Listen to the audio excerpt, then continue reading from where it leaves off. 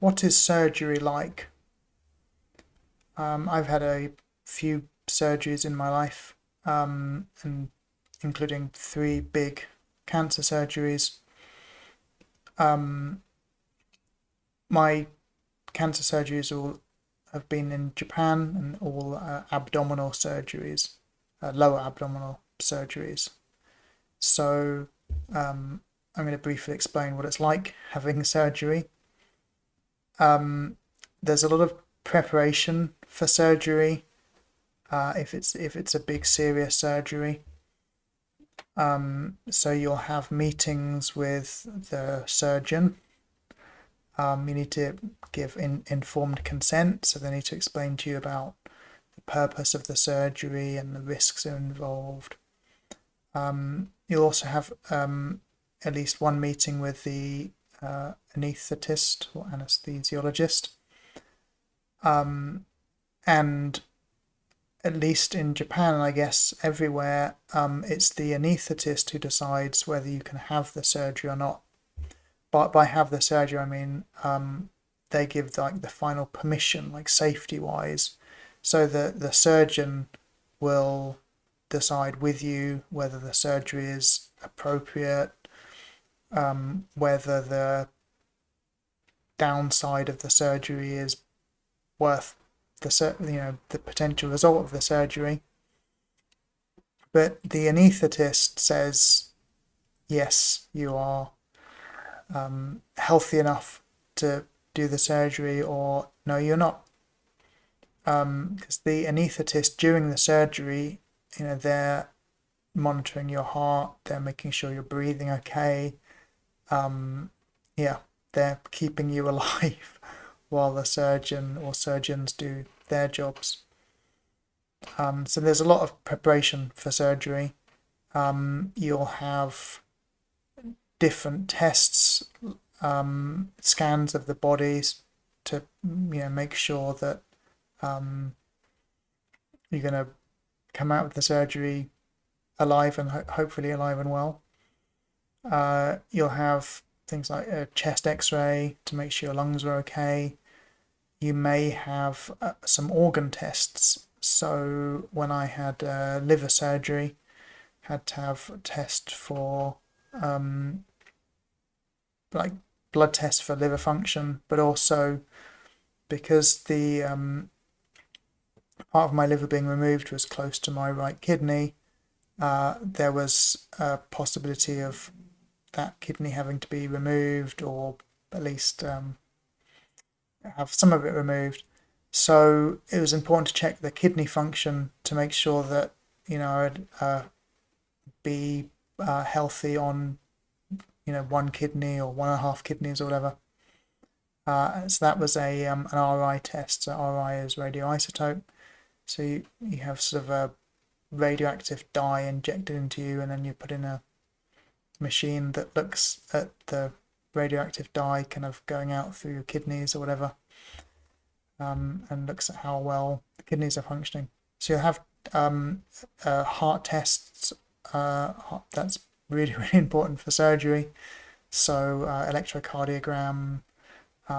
You might have a test where the I guess cardiologist makes you do some kind of exercise. It could be on a treadmill, or in Japan they tend to have some steps, and you go up and down these steps a certain number of times quite quickly, and then they're gonna do a electrocardiogram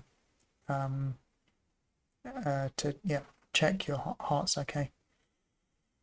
So you have a bunch of tests, and you'll be told what to take to hospital. And I think a lot of hospitals, they don't want you turning up with loads and loads of stuff. But it's important to ignore that and take whatever you like. I mean, don't take inappropriate things, but take what you think you're going to need and what's going to be help you feel comfortable and be comfortable after the surgery. Maybe surprisingly, lots of surgeries you get out of hospital very quickly. In lots of countries, they have some kind of quick release program where they encourage you to get out of hospital quickly. and that will involve exercises and testing and stuff after the surgery. In Japan, just because of how the health system works here, you're not kind of rushed out of hospital, and that's reflected in the surgery statistics that they have very low complication rate for even some really quite serious, difficult surgeries here, because they keep you in hospital a long time, which is very frustrating when you want to go home. Particularly frustrating for me during COVID time because I couldn't have any visitors. The day before the surgery, typically you're not going to be able to eat. There'll be like a certain time after which you can't have any fluids either. Very concerned about fluids during the surgery, because if you have fluids in you and you kind of vomit during the surgery, that fluid can come up and block up your airway, so that's very serious.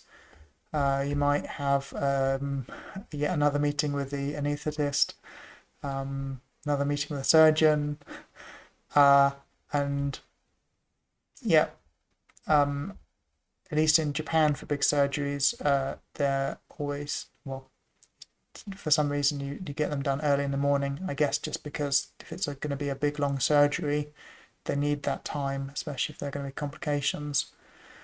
The surgery is done in the operating theatre.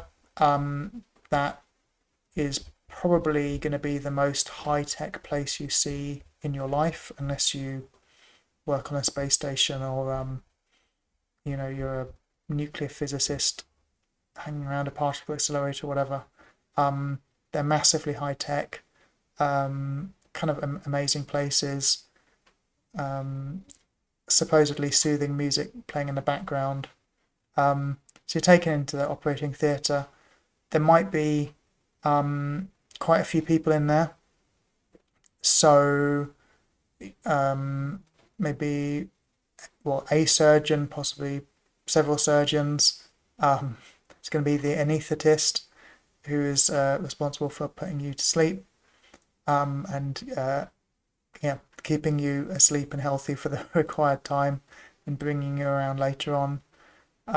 In many countries, there'll be a nurse anaesthetist who assists the anaesthetist. There'll be some surgical nurses. So big surgery, you can have really quite a few people in there. And you'll be, lie on a bed. You get hooked up to various monitors, so you'll have something monitoring your heart. Maybe some surgeries are like scan assisted, so there may be an ultrasound device used so that they can kind of see what's going on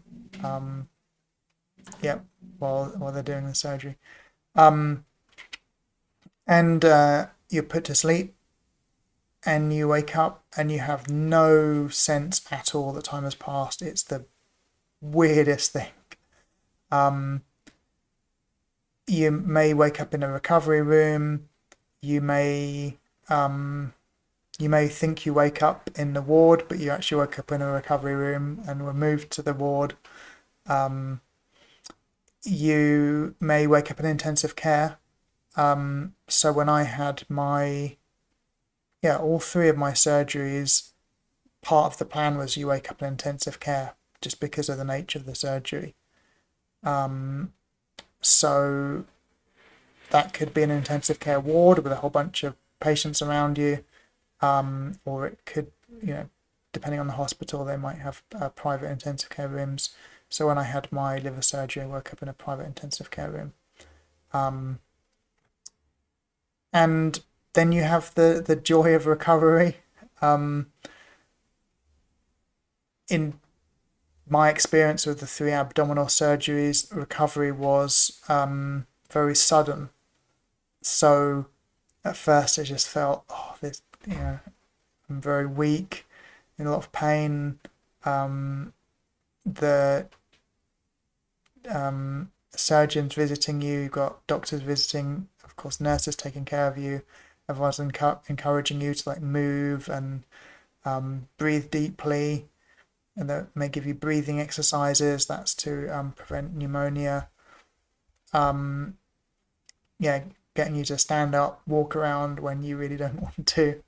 And then, at least I found with my 3 surgeries, just suddenly you're much better. It's like, wow, how did that happen? And then as long as you meet certain criteria, you'll be released from hospital. So for abdominal surgery in Japan, you have to be able to like walk and eat and go to the toilet to be released from hospital after the surgery to intestines or whatever. And then you'll have some maybe follow-up appointments where they check things are okay. You might need stitches removed if there's some non-dissolving stitches. That's a bit unpleasant at first, but a massive relief afterwards when you're having kind of itchy stitches removed, because as your body heals, you get a lot of itching around the surgical wounds. Oh yeah, so I should say, before you leave hospital, so when you wake up from the surgery, you may have many drains, which are pipes running out of your body to drain fluids away that are building up, and nurses and doctors will come and look at the fluids and measure them and write things down on clipboards, and maybe take the fluids away for testing to see how you're recovering and see that everything's functioning well. And it's such a relief to have those drains removed, to remove those abdominal drains or whatever. Oh yeah, you'll also when you wake up, you may have an oxygen mask. You may have a urinary catheter that's emptying your bladder. That's unpleasant, and again a massive relief when that's removed.